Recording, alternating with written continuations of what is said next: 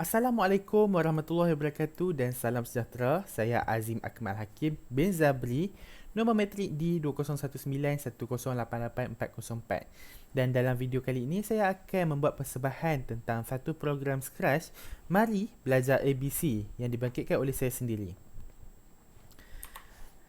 Baik pendahuluan, projek ini dirancang dengan tujuan untuk membantu penguasaan kanak-kanak dalam kemahiran pengecaman huruf besar. Berdasarkan data yang diperoleh daripada berita bernama pada tahun 2020, didapati bahawa Malaysia berada di tempat yang ke-53 dalam kajian paling celik huruf pada tahun 2016 berbanding Singapura yang berada jauh di hadapan iaitu di tempat ke-36. Kanak-kanak yang berusia 5 hingga 6 tahun akan belajar mengenali huruf dan nombor sama ada di prasekolah, di tadika kemas atau hanya belajar di rumah bagi ibu bapa yang tidak mahu menghantar anak dan ingin mengajar anaknya sendiri. Oleh itu, satu program Scratch dibangkitkan bagi membantu kanak-kanak berusia 5 hingga 6 tahun sebagai persediaan awal ke sekolah dan menguasai kemahiran mengenali huruf.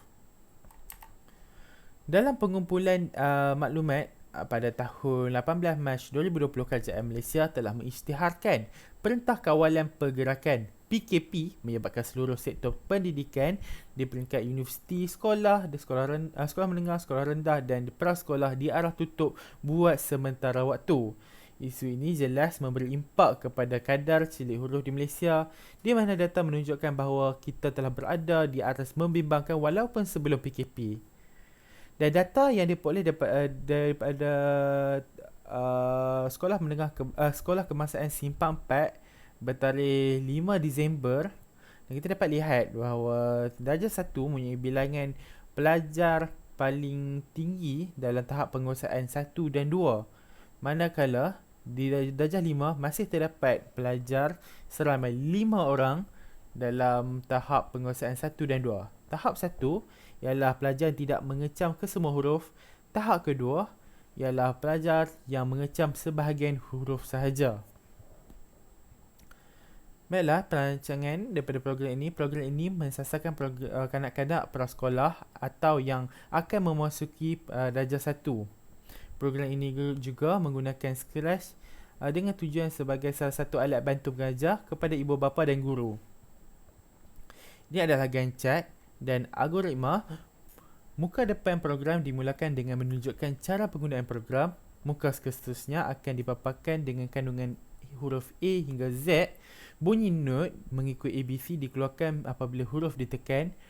Lagu ABC akan dimainkan sehingga habis apabila huruf A hingga Z ditekan pada papan kekunci mengikut susunan yang betul. Baiklah, catat alih. Ianya mula paparan cara penggunaan program dan output kedua paparan huruf A hingga Z. Dan jika butang berhenti tidak ditekan, malah papan kunci ditekan, maka bunyi not dan huruf yang ditekan akan bergerak ke atas. Dan jika butang berhenti ditekan, maka paparan terima kasih akan dikeluarkan. Baiklah, saya akan menunjukkan demonstrasi Scratch. Okay, ini adalah muka hadapan apabila kita tekan butang Go. Kita akan dapat lihat di sini cara penggunaan program Scratch. Dan saya akan tekan butang Play. Dan anda dapat lihat, saya menekan keyboard mengikut ABC.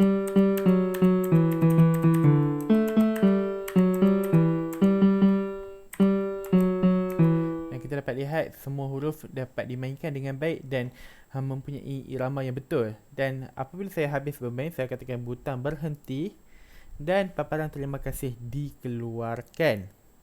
Berdasarkan refleksi yang saya terima daripada salah seorang pengguna program ini, ialah program ini dirancang bersesuaian dengan semua peringkat umur dalam usaha meningkatkan kadar cilik huruf di Malaysia. Kod yang diletakkan pada gambar mengambil masa yang agak lama kerana terdapat 26 huruf. Lebih merumitkan lagi kerana setiap huruf menghasilkan kesan visual dan bunyi yang berbeza. Walaupun perkara ini sangat penting kerana bunyi ini mampu merangsang pendengaran kanak-kanak, di mana dipercayai membantu kanak-kanak mengingat. Dan penambahbaikan pula yang saya peroleh ialah bunyi huruf itu perlu dikeluarkan berbanding bunyi not itu sendiri bagi mengelakkan salah faham kepada pengguna program. Selain itu, program ini tidak berkonsepkan permainan kerana tiada konsep kalah dan menang, atau atau program ini perlu ada kuis untuk para pengguna. Okey, itu sahaja. Sekian, terima kasih.